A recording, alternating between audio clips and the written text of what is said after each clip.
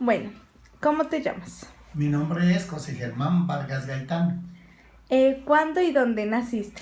Nací el 26 de abril de 1955 en la ciudad de Bogotá. Vale. ¿Qué época y lugar me quieres o nos quieres contar de la violencia de los 50?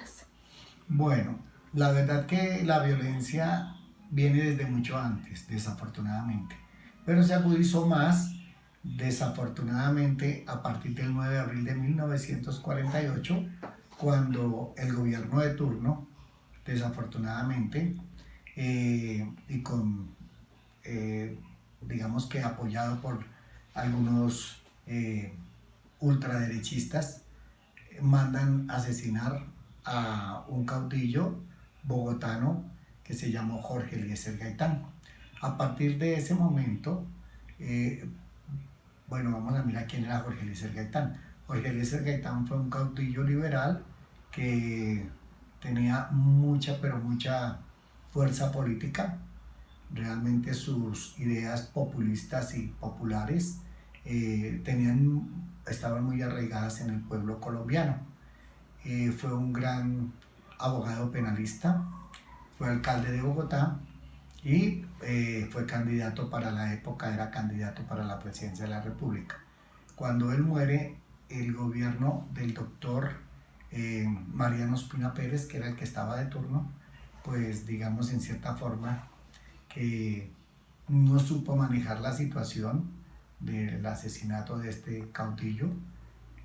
Las causas reales quizás todavía no se han podido establecer, pero sí se tiene bastante conocimiento de que fueron, digamos, la ultraderecha, porque no les interesaba a los gobiernos o a los dirigentes políticos de esa época que él subiera al poder en virtud de que tenía unas ideas plenamente socialistas.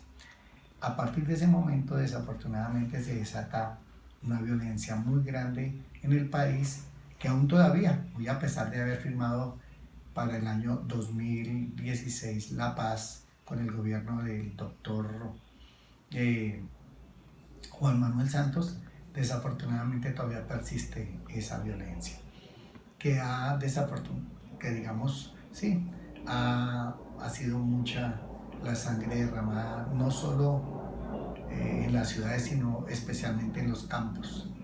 Eh, Después de que muere Gaitán, se, se toman el pueblo al ver esa situación, se enardece, queman el tranvía, queman los edificios más importantes de esa época, del gobierno y de la alcaldía de Bogotá, y el gobierno, tratando de apaciguar los ánimos con sus fuerzas militares, como fue la policía, el ejército, sobre todo, y la armada, entran a reprimir al pueblo, pero no lo hacen de una forma, digamos, para apaciguar, sino por el contrario, buscando la represión y buscando quizás amedrentar para que ninguna otra persona tome las banderas del doctor Jorge Eliezer Gaitán, y empiezan a asesinar prácticamente a nuestro pueblo,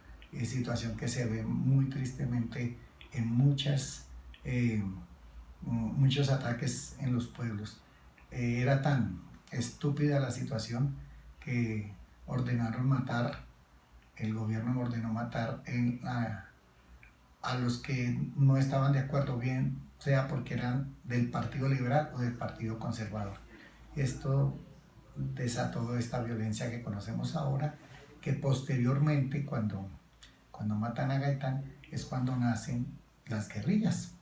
Las guerrillas no nacen porque hayan bandidos, sino porque muchos de los familiares o niños que sufrieron la violencia, que vieron cómo el ejército o la policía llegaba a sus casas y violaba a sus familiares, a sus mamás, a sus hermanas, y asesinaban a sus padres.